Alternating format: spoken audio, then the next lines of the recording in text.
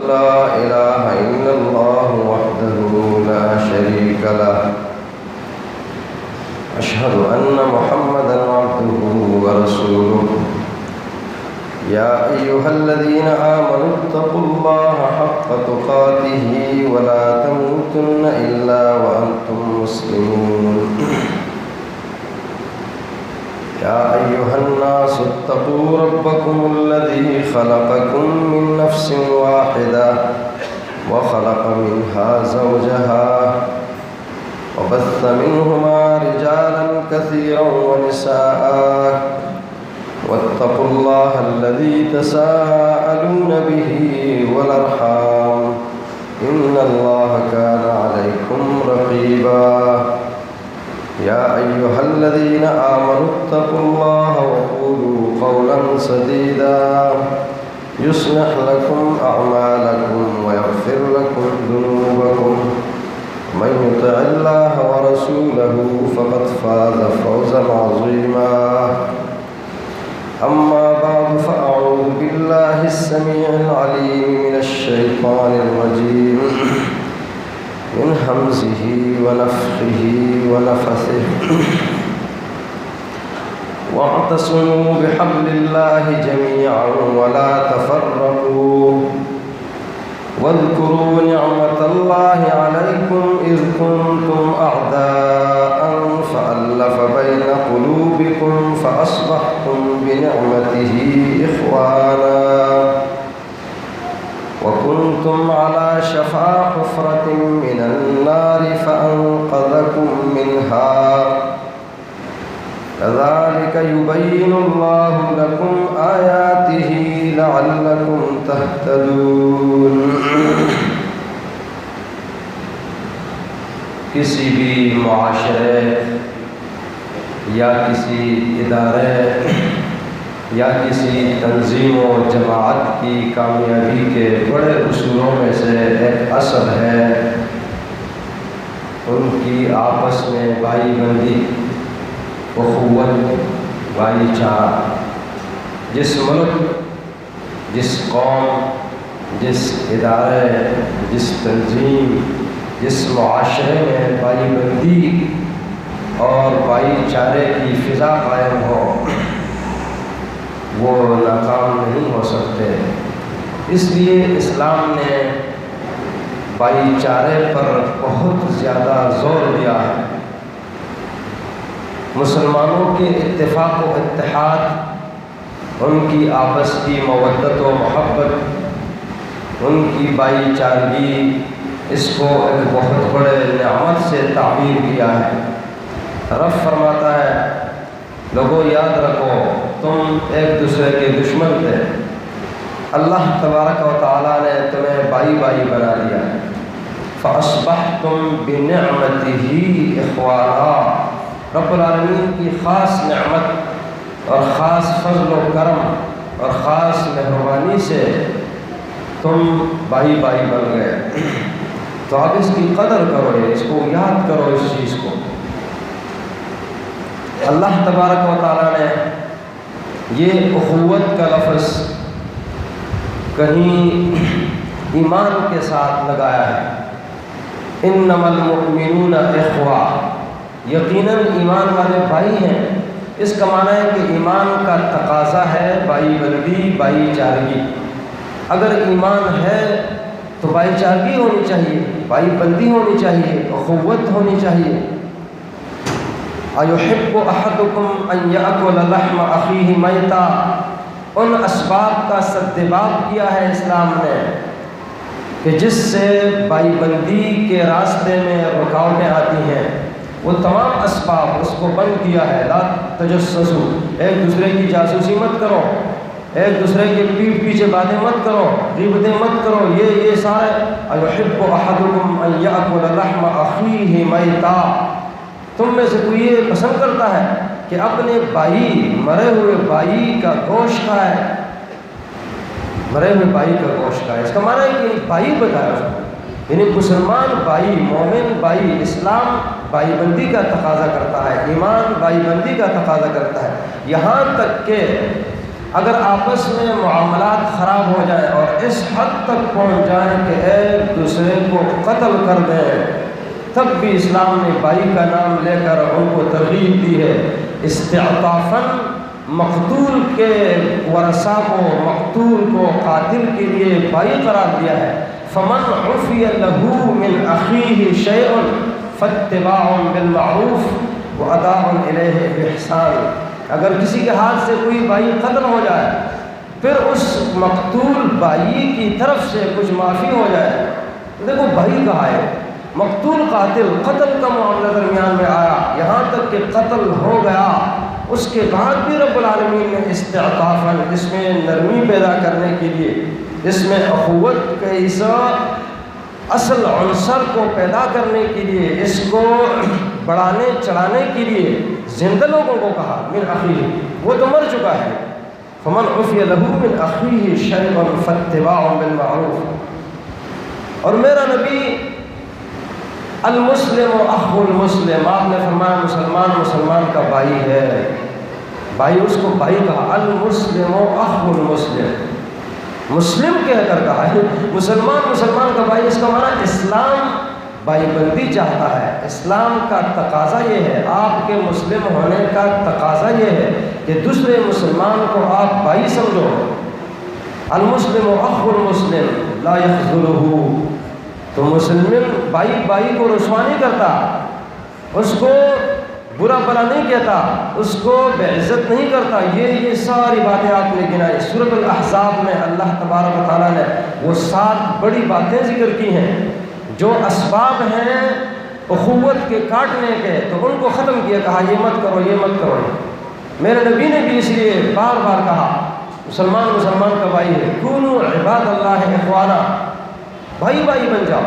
اگر اللہ کے بندے ہو، کونوا عباد اللہ اخوانا، اللہ کے بندوں یا عباد اللہ، بھائی بھائی بن جاؤ۔ اگر اللہ کی بندگی کرتے ہو، اس کا دعویٰ کرتے ہو، تو پھر تمہیں بھائی بھائی بن کے رہنا پڑے گا، تمہیں بھائی چارگی کی یہ فضا قائم رکھنی پڑے گی۔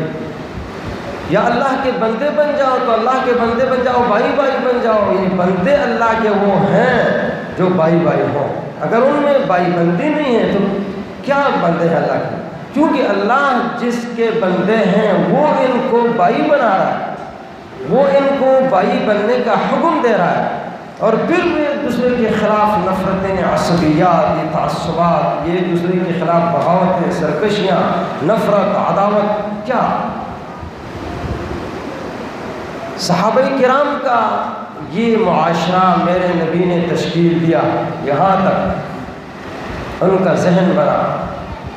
باہر سے اگر کچھ آ جاتا ہے، انصار کو میرا نبی انصار کو دینے کی جستجو تگودو کرتا ہے، انصار آ جاؤ، یہ مال آیا ہے لے لو۔ انصار کیا کہتے ہیں؟ حتی تعطی لاخواننا من المہاجرین، یا رسول اللہ ہم نہیں لیں گے، ہم نہیں لیں گے جب تک آپ ہمارے مہاجرین بھائیوں کو نہ دے دیں۔ مہاجر بھائی، انصار بھائی، اسلام کی کیا زبردست تعلیم ہے، کیا مودت و محبت کی تعلیم ہے، کیا دلوں کی صفائی کی تعلیم ہے، کیا دلوں کو جوڑنے کا سلسلہ رب العالمین نے اسلام کے ذریعے قائم کیا ہے۔ وہ مہاجر کہاں سے آئے؟ یہ مدینہ کے بسنے والے انصار کہاں کے ہیں؟ اور ان کی پرانی سے پرانی رنجشیں بھی تھیں، وہ ساری چیزیں اسلام نے مٹائی۔ اس حد تک ہم نہیں لیں گے مال جب تک ان کو نہ ملے۔ حتی تعطی لاخواننا من المہاجرین، لاخواننا پہلے کا، حتی تعطی لاخواننا من المہاجرین۔ اگر معاشرے کے اندر یہ سلسلہ جیسے ہوتا ہے، نحن قسمنا بینہم معیشتہم فی الحیاۃ الدنیا ورفعنا بعضهم فوق بعض درجات لیتخذ بعضهم بعضا سخریا، اللہ نے لوگوں کو ایک دوسرے کا تابع بنایا ہے۔ اگر سارے لوگ مالدار ہوتے تو یہ کام کون کرتا؟ کسی کو کسی کی ضرورت نہیں ہوتی، تو کسی کو غریب بنایا، کسی کو مالدار بنایا، ایک دوسرے کی حاجتیں اور ضرورتیں یہ رب العالمین اس طرح پوری کر رہا ہے۔ لیکن اس میں بھی میرے نبی نے بھائی چارگی کی فضا کو قائم رکھا۔ آپ نے فرمایا اخوانکم خولکم، یہ جو تمہارے خادم ہیں نا نوکر، یہ تمہارے بھائی ہیں، یہ تمہارے بھائی ہیں۔ اور جعلہم اللہ تحت ایدیکم، اللہ نے ان کو تمہارا ماتحت کر دیا ہے، تمہارا ماتحت بنایا ہے۔ تو اب کیا کرو گے؟ ماتحت کو آدمی کیا کرتا ہے؟ دباتا ہے، لوگ دباتے ہیں ماتحت کو، دباؤ تاکہ یہ سر نہ اٹھائے۔ یہ بڑے بڑے لوگ نہیں جن غریبوں کو دباتے رہتے ہیں، یہ ملک کیوں خراب ہوتے ہیں؟ بڑے بڑے چودھری جو ہوتے ہیں، بڑے بڑے یہ خود کھا رہے ہیں، پی رہے ہیں اور لوگوں کو دبا رہے ہیں۔ ہاں تو وہ معاشرہ اسی طرح وہ جو تفریق ہے، تفریق کئی لا یکون دولتم بین الاغنیاء منکم، مال کو رب العالمین نے گردش، یہ تقسیم کا جو سلسلہ رب العالمین نے قائم کیا تاکہ یہ صرف مالداروں کا نہ ہو جائے مال، اس کو ایک ترتیب بنائی ہے۔ یہاں یہ ہوتا ہے اسلام بھائی بندی، اسلام میں اللہ تعالیٰ فرماتے ہیں جعلہم اللہ تحت ایدیکم، اللہ نے ان خادموں کو، ان نوکروں کو، ان غلاموں کو تمہارا تابع بنایا ہے، مانا اللہ نے بنایا ہے۔ وہ چاہے تمہیں بنا دے، کیا تمہیں خادم بنا دے، اور ان کو یہ تو اللہ کا نظام ہے۔ بہت سارے لوگوں کو آپ دیکھو گے وہ کسی وقت بہت زیادہ مالدار ہوں گے، بڑے اس کے بعد ذلیل و رسوا ہو جاتے ہیں، بالکل پیچھے چلے جاتے ہیں، اور کوئی کیا ہوتا ہے؟ کمزور ہوتا ہے، غریب ہوتا ہے، آگے پہنچ جاتا ہے۔ اس کی ایک مثال یوسف علیہ السلام کی ہے نا، بھائی اس کو کہاں کنویں میں نیچے پھینکنا چاہ رہے تھے، رب العالمین نے اٹھا کر وہ تخت پر بٹھایا۔ یہ تو اللہ کا نظام ہے، رب العالمین ایسا کرتا ہے تو وہ کر سکتا ہے۔ تو آپ خیال کر رکھنا، میرے نبی نے فرمایا جعلہم اللہ تحت ایدیکم، اللہ نے ان کو تمہارا ماتحت کیا ہے۔ تو اب کیا کرو گے؟ فمن کان اخوہ تحت یدہ، جس کا بھائی اس کا ماتحت ہو تو جب خود کھائے تو اس کو کھلائے، جب خود پہنے اس کو پہنائے۔ کیا زبردست تعلیم ہے، زبردست اسلام کی۔ لوگ کہتے ہیں اسلام، اور اسلام کتاب و سنت قرآن و حدیث جیسا نظریہ اور فکر نہیں، لیکن اسلام لوگوں نے سیکھا ہی نہیں ہے۔ اسلام لوگوں نے کہاں دیکھا ہے؟ اسلام تو لوگوں کے ہاں کسی ایک مہینے کا نام ہوتا ہے، کہیں سال میں ایک مہینہ، کہیں 10 دن کا نام ہوتا ہے، کہیں 12 دن کا، بس، اور وہ بھی مصنوعی اسلام ہے، ہاں باقی کچھ نہیں ہے اسلام۔ یہ تمہارے بھائی ہیں، جعلہم اللہ تحت ایدیکم، خادم، غلام، نوکر۔ اگر وہ غریب ہیں، صرف غریب ہیں، فقراء ہیں، تو میرے نبی نے فرمایا لا تنسوا فقراءکم، اپنے فقیروں کو مت بھولنا، فإنہم اخوانکم، یہ تمہارے بھائی ہیں۔ ٹھیک ہے ان کے پاس مال نہیں ہے، لیکن ان کے پاس ایمان ہے، ان کے پاس اسلام ہے، یہ اسلام اور ایمان میں تمہارے شریک ہیں۔ جب ایمان اور اسلام میں تمہارے شریک ہیں تو تم خیال رکھنا، بھائی کا آدمی خیال رکھتا ہے نا۔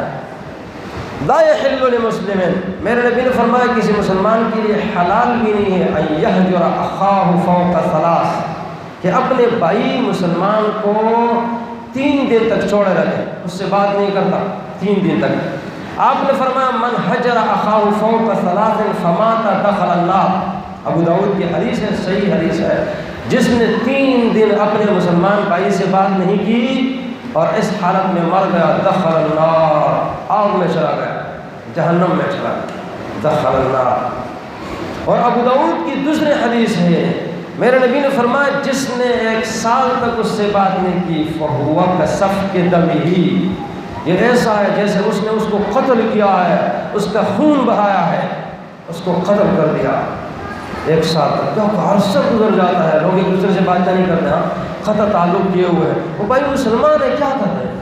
اسلام کوئی نہیں، باقی چیزوں کو ترجیح دے رہے ہیں، معمولی باتوں پر، زمین پر، جائیداد پر، علاقے پر، زبان پر، فلاں ان چیزوں پر ایک دوسرے سے لڑ رہا ہے، تعصب ہے۔ اسلام جو بڑی چیز ہے، اسلام جو دنیا اور آخرت کا سب سے بڑا سرمایہ ہے، وہ اللہ نے آپ کو دیا ہے، اس کی قدر کرو، اس کی بنیاد پر آپ ایک دوسرے کے ساتھ محبت۔ تو اس لیے میرے نبی نے فرمایا یہ حلال نہیں ہے، حلال کہ کوئی ایک شخص سے بات نہ کرے، بلکہ اس کی ہمدردی کرے، اس کی دیکھ بھال کرے، اس کا پوچھے، اس کے پاس آئے جائے۔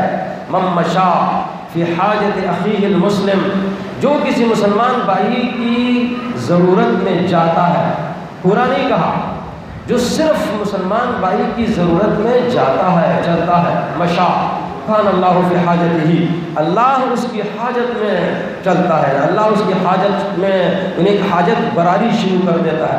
تو اللہ جس کی حاجت براری کرے اس کی حاجت تو ضرور پوری ہوگی نا۔ اگر کوئی شخص یہ چاہتا ہے کہ میری مدد رب کرے تو دوسرے مسلمان بھائی کی مدد کرے، مدد حدیث میں آتا ہے نا کہ اللہ تبارک و تعالیٰ قیامت کے دن کہے گا کہ مجھے بھوک لگی تھی، مجھے پیاس لگی تھی، تو نے مجھے کھانا نہیں دیا، تو نے مجھے پانی نہیں پلایا. کہے گا یا اللہ تجھے بھوک کہاں لگتی ہے، تجھے پیاس کیسے لگتی ہے؟ رب فرمائے گا میرا فلاں بندہ بھوکا تھا، وہ پیاسا تھا، تو نے اس کو پانی نہیں پلایا، تو نے اس کو کھانا نہیں کھلایا، تو نے اس کو کپڑے نہیں دیے. اگر تو ایسا کرتا لوجدتنی عنده، مجھے وہاں پاتا. لوگ کہتے ہیں نا کہ خدمت سے خدا ملتا ہے، یہ اس حدیث کی اصل ہے، یقیناً ایسا ہے. لوجدتنی عنده، تو مجھے وہاں پاتا. تو یہ اللہ تبارک و تعالیٰ کی مدد حاصل کرنے کا سب سے بڑا اور بہترین ذریعہ ہے کسی مسلمان کی مدد کرنا. کسی مسلمان کی مدد میں آپ کا جانا صرف اس کے کام کے لیے، اس کی ضرورت کے لیے جانا. میرے نبی نے فرمایا یہ کہ میں کسی مسلمان کی ضرورت میں چلوں، صرف چلوں، یہ میرے لیے ایک مہینہ کے اعتکاف سے، مسجد حرام میں ایک مہینہ کے اعتکاف سے بہتر ہے. احب الیہ من ان اعتکف شہرا فی المسجد او فی المسجد الحرام. یا الف لام عہد کا ہے اور یا مسجد حرام کے الفاظ بھی ملتے ہیں. تو مسجد حرام، مسجد میں بھی یعنی ایک دن کا اعتکاف کتنا بڑا اجر ہے کہ اگر کوئی شخص ایک دن کا اعتکاف کرتا ہے تو اللہ تبارک و تعالیٰ اس کو جہنم سے مشرق اور مغرب کی دوری جتنی دوری دے دیتا ہے. مغرب سے جتنا مشرق دور، اتنا ایک دن کے اعتکاف سے اللہ اس کو جہنم سے دور کر دیتا ہے. ایک دن، اور یہاں 30 دن کا اعتکاف. میرے نبی نے فرمایا 30 دن مسجد میں اعتکاف سے مجھے یہ بہتر ہے کہ میں جاؤں، صرف مسلمان کی ضرورت میں پھروں، جاؤں. اس کو اخی کہا، میں اپنے مسلمان بھائی کی اس میں جاؤں. اور اگر کوئی اس کے عزت کا دفاع کرتا ہے، من رد عن عرض اخیہ المسلم رد اللہ عن عرضہ یوم القیامہ. جو شخص کسی مسلمان کی عزت کا دفاع کرتا ہے، اس کی عزت کا بچاؤ کرتا ہے، اللہ اس کی عزت کا دفاع کرتا ہے. قیامت کے دن 50,000 سال کا دن، ساری مخلوق کے سامنے رسوائی، اس سے اللہ اس کو بچا لیتا ہے. من رد عن عرض اخیہ المسلم، مسلمان کی عزت کا دفاع. من زارا، میرے نبی نے فرمایا اگر کوئی شخص کسی مسلمان، من زارا اخا لہ فی اللہ او عادا، اس کی عیادت کرتا ہے یا اس کی زیارت کے لیے جاتا ہے تو کیا ہوتا ہے؟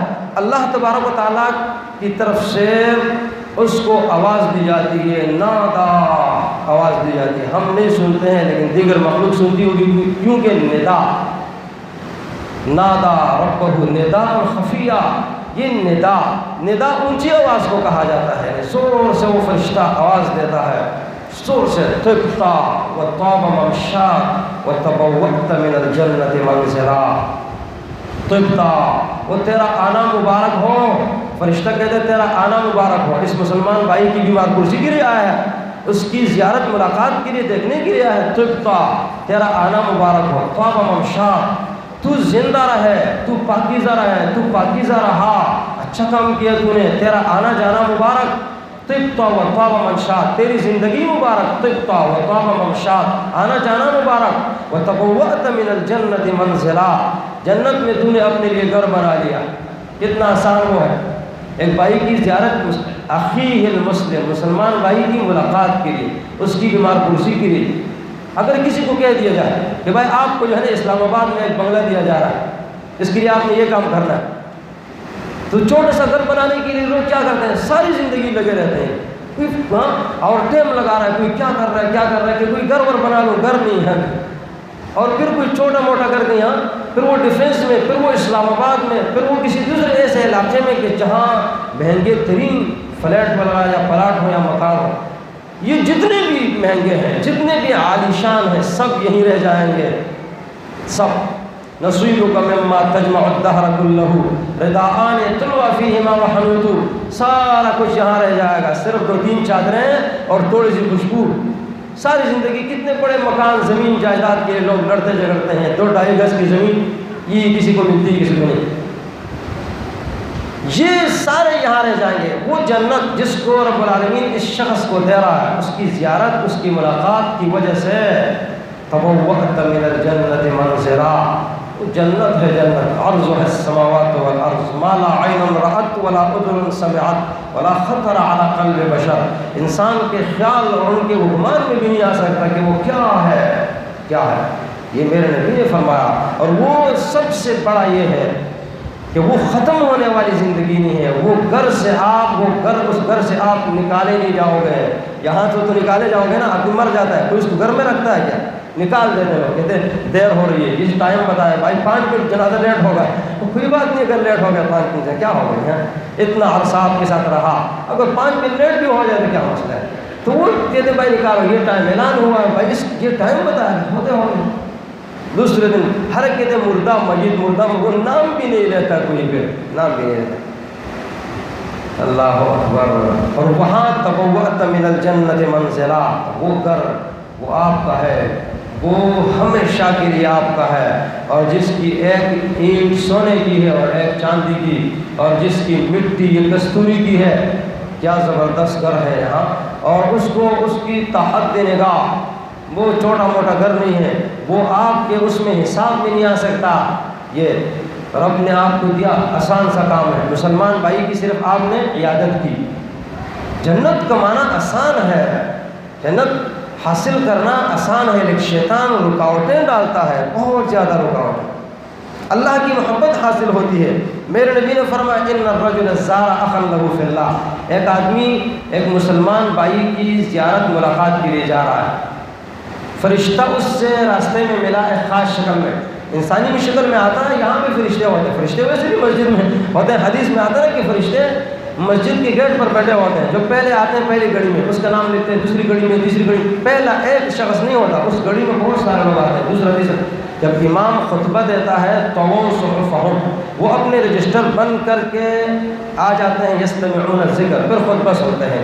یہاں آپ کے ساتھ فرشتے ہیں، جنات بھی ہیں، مجھ سے بہت سارے ہیں، کوئی مسئلہ ڈرنا بھی نہیں. یہاں وہ کسی کو کچھ کہتے نہیں، اچھے لوگ ہیں جو خطبہ سنتے ہیں، دین سنتے ہیں.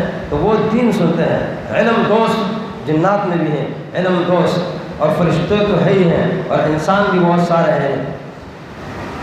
تو ایک آدمی عیادت کے لیے جا رہا ہے، ملاقات کے لیے جا رہا ہے. فرشتہ اس سے ملا تو کہاں جا رہا ہے؟ کہاں فلاں بھائی کی ملاقات کے لیے جا رہا ہوں. تو کیا اس کا آپ پر کوئی احسان ہے جو آپ چکانے جا رہے ہو؟ کہا نہیں، اللہ کی رضا کے لیے جا رہا ہوں. کوئی احسان ہے، اللہ کی رضا کے لیے. کہا میں اللہ کا قاصد ہوں، مجھے اللہ نے بھیجا ہے تیری طرف کہ اللہ اس شخص سے تجھ سے محبت کرتا ہے، کہ اللہ نے تجھ سے محبت کی. اللہ کی محبت بہت بڑا خزانہ ہے، بہت بڑا سرمایہ ہے. یہ اللہ کی محبت یہ تو ہر چیز سے بڑھ کر ہے. اس لیے کہ اس محبت کی بنیاد پر آپ کی دنیا بھی سنورتی ہے اور آخرت بھی سنورتی ہے، سدھرتی ہے. اور یہ آپ کو ایک بھائی کی ملاقات، اخی یہ جو بتایا گیا نا، یہ اس میں اصل مقصد یہ ہے کہ ایک آدمی ان چیزوں کو بروئے کار لائے، ان اعمال کو بجا لائے کہ جس سے بائی بندی بنتی ہے، جس سے بائی بندی کو جلا، جس سے بائی بندی میں اضافہ، جس سے اس معاشرے میں بڑھوتری ہوتی ہے، اس چیز کو آدمی بڑھائے، ان کاموں کو کرے. اس لیے اللہ کے رسول نے فرمایا من لقی اخاہ المسلم لیسرہ. اگر کوئی آدمی اپنے مسلمان بھائی سے ملتا ہے کہ اس کو خوش کر دے، کسی بھی اعتبار سے خوش کر دے. خوش ہونے کا تو اللہ کے رسول مسکرا دیا کرتے تھے، یہ صدقہ ہے. مسکرانے کے 18 فائدے ہیں. ان میں سے ایک فائدہ کہ آپ کے جسم کے رگ جو ہے نا یہ کھل جاتا ہے، آپ کو بشاشت نصیب ہوتی ہے. اس کی وجہ اگر آپ کے ماتھے پر 12 بج رہے ہو تو اس سے کئی ایک نقصانات ہیں، بیماریاں جنم لیتی ہیں. تو ایک آپ اس کو تاکہ اس کو خوش کرے کسی بھی اعتبار سے، اچھی بات اس کو سنائے. محدثین کا طریقہ کار یہ تھا، اکثر و بیشتر مجالس میں اچھی باتیں سنا دیا کرتے تھے. اللہ کے رسول خوش مزاجی اس طرح کی بات کیا کرتے تھے نا. آپ نے جو بڑھیا کو کہا تھا کہ بڑھیا جنت میں نہیں جائے گی، تو بڑھیا رونے لگی. جب رونے لگی تو میرے نبی نے اس کو بعد میں کہا کہ یہ جوان ہو کر جائے گی. بڑھیا کے لیے سب سے بڑی خوشخبری کیا ہے؟ کہ اس کو جوانی ملے. اگر وہ دوبارہ جوان ہو جائے. مرد اتنا جوانی کا وہ نہیں ہوتے جتنی عورتیں ہیں، ان کی جوانی کے زوال کے بعد ان کو بڑی پریشانی ہوتی ہے. تو ان کو دوبارہ جوانی ملے، اور وہ جوانی جو انتہائی قسم کی بہترین جوانی ہے، تو وہ اس سے خوش ہو گئے. وہ جو پہلے وہ غم زدہ کرنے والی بات نہیں تھی، وہ خوش کرنے والی تھی، اس لیے کہ خوشی کا احساس تب ہوتا ہے جب آدمی کو کچھ تکلیف ہو. تکلیف نہیں تو اس سے کچھ خوشی سے کیا احساس ہوگا ہے؟ کوئی احساس اس میں نہیں ہوتا. وہ کسی علاقے میں افغانستان کے اندر پہلے خط آیا تھا تو وہ لوگ جلوس نکال رہے تھے تو وہ بادشاہ کی بیٹی تھی، تو وہ اس نے دیکھا، وہ محل کے اوپر سے کہا یہ لوگ کیوں جلوس نکال رہے ہیں؟ کہا آٹا نہیں مل رہا. تو اس نے کہا ان کو چاول کہاں لینی چاہیے. امن کو اس کو کیا کیا، چاول تو اس سے مہنگے ہیں، وہ کہاں ملے، آٹا نہیں ملتا تو چاول تو بلونا نہیں ملے. اب اس کو تو احساس نہیں تھا، اس کو چاول مل رہے ہیں اور روٹی آٹا سب کچھ مل رہا تھا. یہ احساس کسی بھی چیز کا یہ تب ہوتا ہے جب اس کی مخالف چیز ذہن میں ہو، اس کو کام ذہن میں آ جائے، وہ صفت وہ چیز. یہاں اس لیے میرے نبی نے پہلے احساس دلایا بڑھیا جنت میں نہیں جائے گی بڑھیا، پھر کہاں جوان ہو جائے گی جوان. یہ لیے سر رہو، اگر کوئی شخص کسی مسلمان سے ملتا ہے لیکن اس کو خوش کر دے، سرہ اللہ یوم القیامہ، اللہ اس کو قیامت کے دن خوش کر دے گا. یہ قیامت کے دن کی بات نہیں، بہت بڑی نعمت ہے. سرہ اللہ یوم القیامہ، قیامت کے دن اللہ اس کو خوش کر دے گا قیامت کے دن. اور اس لیے اللہ کے رسول نے فرمایا من دعا لأخیہ بظہر الغیب، جو کسی مسلمان بھائی کے لیے دعا مانگتا ہے بظہر الغیب، پیٹھ پیچھے دعا مانگتا ہے، تو چونکہ بھائی کا لحاظ کر کے دعا مانگ رہا ہے تو اس دعا میں رب العالمین نے اتنی بڑی برکت رکھی ہے، اتنا کمال رکھا ہے کہ اس دعا کے ساتھ دو صفتیں آتی ہیں. ایک صفت یہ وہ دعا اس کے حق میں قبول ہو جاتی ہے، اس لیے کہ فرشتہ کہتا ہے یا اللہ اس دعا کو اس کے حق میں قبول فرما دے. یہ دوسرے مسلمان بھائی کے لیے جو دعا کر رہا ہے تو یا اللہ اس کو اس کے حق میں قبول فرما، اور اس شخص کے لیے بھی قبول فرما. دیکھو یعنی بظاہر الغیب دعا قبول ہوتی ہے، اس کے لیے بھی تو قبول ہو رہی ہے، اس کے لیے بھی. اس لیے ابو الدرداء رضی اللہ عنہ اس کے 300 ساتھی کے دوست تھے، رات کو اٹھ کر ایک ساتھی کا نام لے رہا ہے، دعا مانگ رہے ہیں، دوسرے کا، تیسرے کا، وہ بیوی کا، ساری رات ساتھیوں کا نام لے کر دعائیں مانگ رہے ہیں. اپنے لیے کچھ مانگتا ہے یا نہیں؟ کہنے لگے یہ ساری میرے لیے ہیں. میرے نبی نے فرمایا جو کسی مسلمان بھائی کے لیے دعا مانگتا ہے فرشتہ کہتے ہیں یا اللہ اس کے لیے بھی اسی طرح تو قبول فرما. میرے نبی نے فرمایا جو کسی مسلمان کی حاجت براری کرتا ہے، اس کی ضرورت پوری کرتا ہے، تو اللہ تبارک و تعالیٰ اس کے قدم کو مضبوط فرمائے گا. یوم تزل الاقدام، جس دن قدم پھسل جائیں گے، بڑے بڑے لوگ پریشان ہو جائیں گے، اس دن اللہ اس کو ثابت قدم رکھے گا. دنیا اور آخرت کی سعادتیں یہ بائی بندی کے ساتھ نپتی ہیں، جڑی ہوئی ہیں. اسلام بائی بندی کی تعلیم دیتا ہے، اخوت کی تعلیم دیتا ہے. وہ معاشرہ، وہ تنظیم، وہ جماعت، وہ ادارہ، وہ افراد کامیاب نہیں ہو سکتے ہیں کہ جن کے اندر بائی بندی نہ ہو. بائی بندی ہو، ایک دوسرے کا درد محسوس کرتے ہیں، ایک دوسرے کا خیال رکھتے ہیں، دنیا میں بھی ان کو کامیابی ملتی ہے اور آخرت میں بھی. اللہ تبارک و تعالیٰ ہمیں حقیقی بائی بنا دے، ہمارے درمیان تمام نفرتوں کو دور کر دے، اس ملک کی حفاظت فرمائے، اس کو نفرتوں سے بچائے، اسلامی تمام ممالک کی حفاظت فرمائے. اقول قولی ھذا واستغفر اللہ.